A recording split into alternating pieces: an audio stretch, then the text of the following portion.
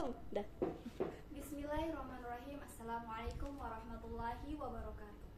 Alhamdulillahirrabbilalamin. Wassalatu wassalamu ala asrofil anbiya'i wal mursalin wa ala alihi wa sahbihi ajma'in. Rabbi shrah li sadri wa yassir li amri wahlul 'uqdatam min lisani yafqahu qawli. Kepada Dewan Juri yang terhormat, izinkan saya memperkenalkan diri. Saya Hetika Drastuti dari Program Ilmu Al-Quran dan Tafsir, Fakultas Usuluddin Adab dan Dakwah, Institut Agama Islam Negeri Palangkaraya. Di sini saya akan memaparkan hasil karya tulis ilmiah saya dengan kategori Ilmu Al-Quran dan Tafsir yang berjudul Kontekstualisasi Quran Surah An-Nur ayat 33 pada konteks human trafficking, pendekatan Abdullah Said. Penelitian ini dilatar belakangi oleh salah satu isu global yang mendesak dan kompleks yang melibatkan pelanggaran hak asasi manusia yang di berbagai belahan dunia, yaitu perdagangan manusia atau human trafficking. Praktek ini tidak hanya mencakup eksploitasi sosial, tetapi juga kerja paksa, perbudakan, dan berbagai bentuk penyalahgunaan lainnya yang menargetkan individu, terutama perempuan dan anak-anak. Dalam konteks ini, penting untuk memahami dan menganalisis teks-teks suci seperti Al-Quran yang dapat memberikan panduan moral dan etis dalam menghadapi isu-isu kontemporer. Metodologi penelitian yang saya gunakan yaitu penelitian ini menggunakan metode kajian pustaka literary research dengan jenis penelitian kualitatif untuk menganalisis Quran Surat An-Nur ayat 33 dengan pendekatan kontekstual Abdullah Said. Adapun langkah-langkahnya yaitu penelitian ini mengumpulkan berbagai sumber data, literatur yang relevan termasuk buku, artikel jurnal, dan penelitian sebelumnya membahas tentang tafsir kontekstual, human trafficking, dan Quran Surah An-Nur ayat 33. Selanjutnya yaitu analisis teks. Penelitian dimulai dengan menganalisis teks Quran Surah An-Nur ayat 33 termasuk memahami konteks sosial historis di mana ayat tersebut diturunkan. Ini mencakup kajian tentang asbab nuzul atau sebab-sebab turunnya Al-Quran dan konteks masyarakat pada masa itu. Kemudian yaitu penelitian ini menggunakan metode deskriptif analisis untuk memaparkan hasil dari analisis dan interpretasi. Adapun tujuan penelitian ini yaitu untuk menganalisis Quran Surah An-Nur ayat 33 dengan pendekatan kontekstual Abdullah Said guna memahami relevansinya dalam menghadapi isu human trafficking dan eksploitasi seksual di era modern ini. Penelitian ini bertujuan juga untuk menunjukkan bagaimana ayat tersebut dapat diterapkan dalam konteks perlindungan hak asasi manusia, memberikan rekomendasi untuk kebijakan dan tindakan yang efektif, serta meningkatkan kesadaran tentang pentingnya menjaga martabat individu, terutama perempuan dan anak-anak, dari bentuk-bentuk penindasan dan eksploitasi. Sebelum kita membahas human trafficking dari perspektif Al-Quran, sini saya akan memaparkan definisi dari human trafficking itu sendiri. Human berasal dari bahasa Inggris yang berarti adalah manusia, sedangkan trafficking diambil dari kata traffic yang berarti lalu lintas atau perdagangan. Dan dari kamus Oxford Advanced Learner Dictionary, istilah trafficking ini diambil dari kata illegal trade atau perdagangan ilegal. Kemudian Undang-Undang Nomor 21 Tahun 2007, tepatnya pada pasal 1 ayat 1 tentang pemberantasan tindakan pidana perdagangan orang. Definisi perdagangan manusia adalah tindakan merekrut, mengangkut, menampung, mengirim, memindahkan, atau menerima seseorang dengan ancaman kekerasan, penculikan, penipuan, penahanan, penyalahgunaan kekuasaan atau posisi yang rentan, perbudakan utang, atau memberikan pembayaran untuk manfaat, untuk mendapatkan persetujuan dari orang yang memiliki kendali atas orang lain, baik dilakukan dalam negeri maupun antar negara, untuk eksploitasi atau mengakibatkan orang tersebut dieksploitasi. Next. Selanjutnya yaitu mengaplikasikan pendekatan kontekstual Abdullah Said pada isu human trafficking dalam Quran Surah An-Nur ayat 33. Abdullah Said adalah seorang profesor studi Arab dan Islam di Universitas Melbourne, Australia, yang lahir pada tanggal 25 September 1964 di Maldives, Maldives. Abdullah Said adalah pemikir yang dipengaruhi oleh Fazlur Rahman, terutama dalam pendekatan tafsir kontekstual, yaitu di dalam bukunya Interpreting the Quran Toward a Contemporary Approach. Di dalam teori kontekstual Abdullah Said memaparkan 4 tahapan dalam mengkontekstualisasi ayat Al-Quran. Yang tahapan yang pertama yaitu encounter with the word of the text, atau perkenalan dengan teks dan dunia secara umum. Yang kedua yaitu critical analysis, yaitu melakukan analisis kritis terhadap makna ayat. Dan yang ketiga, meaning for the first recipient, menggali makna yang dipahami oleh penerima pertama ayat tersebut. Dan yang terakhir yaitu meaning of the present, menghubungkan teks dalam konteks masa kini atau isu-isu modern, khususnya pada human trafficking ini.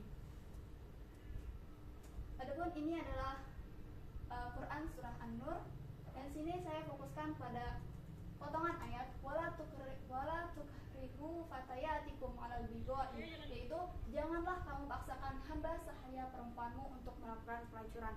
Next. Tahapan pertama. Pada langkah tahap ini bermula dari memahami konteks sosial historis sebelum Islam dan sesudah Al-Quran diturunkan, yaitu melalui asbabun nuzul makronya. Surah An-Nur adalah surah ke-24 dalam Al-Quran dengan 64 ayat, termasuk surah Madaniyah. Nama An-Nur diambil dari ayat 35 yang berarti menggambarkan cahaya ilahi sebagai petunjuk dalam Al-Quran. Surah ini berisi bimbingan atau tuntutan dari Allah terkait kehidupan sosial dan kehidupan. Nah, pada Quran Surah An-Nur ayat 33 ini sebab turunnya atau asbabun nuzulnya ayat tersebut berkaitan erat dengan penindasan yang dialami oleh 2 budak perempuan milik Abdullah bin Ubay, yaitu Musaikah dan Umaymah. Nah, di sini Abdullah bin Ubay adalah seorang kaya raya yang dikenal sebagai pemimpin kaum munafik di Madinah, memaksa kedua budaknya tersebut, yaitu Musaikah dan Umaymah, untuk melacur demi keuntungan. Meskipun keduanya menolak, mereka tetap dipaksa bahkan sampai dipukuli. Akhirnya kedua budak tersebut mengadu kepada Nabi Muhammad SAW dan turunlah ayat yang berbunyi wala tukrihu fatayatikum alal bigha'i, yang artinya janganlah kamu paksa budak-budak wanitamu itu untuk melakukan pelacuran, sedang mereka sendiri mengingini kesucian karena kamu hendak mencari keuntungan duniawi. Tahapan yang kedua yaitu critical analysis, yaitu melakukan analisis kritis terhadap makna ayat. Di sini ada wala tukrihu fatayatikum alal bigha'i. Di sini kata al-bigho adalah masdar, kata dasar dari kata kerja balgho yang berasal dari kata balgho yang antara lain berarti melampaui batas. Jika pelakunya adalah seorang perempuan, ini menunjukkan bahwa dia adalah seorang perempuan yang profesinya adalah berzina atau sebagai pelacur. Sebagai sebuah profesi ini terjadi berkali-kali dan disertai dengan keimbalan materi. Next. Ya, tahapan ketiga yaitu meaning for the first recipient, menggali makna yang dipahami oleh penerima pertama ayat tersebut. Di sini saya mengambil tafsir klasik dan tafsir kontemporer. Di dalam tafsir klasik yaitu tafsir Ibnu Katsir, firman Allah wala tukrihu fatayatikum ala bigha'i, yang artinya dan janganlah kamu paksa budak-budak wanitamu untuk melakukan pelacuran, menjelaskan bahwa pada masa jahiliyah jika seseorang memiliki budak perempuan maka mereka sering memaksa budak-budak tersebut untuk berzina dan mewajibkan mereka menyetorkan hasil secara berkala. Ayat ini juga menegaskan bahwa budak wanita tersebut ingin menjaga kesuciannya, bukan melakukan tindakan yang merendahkan. Ketika Islam datang, inilah Allah melarang kaum mukminin atau muslimin dari praktik tersebut.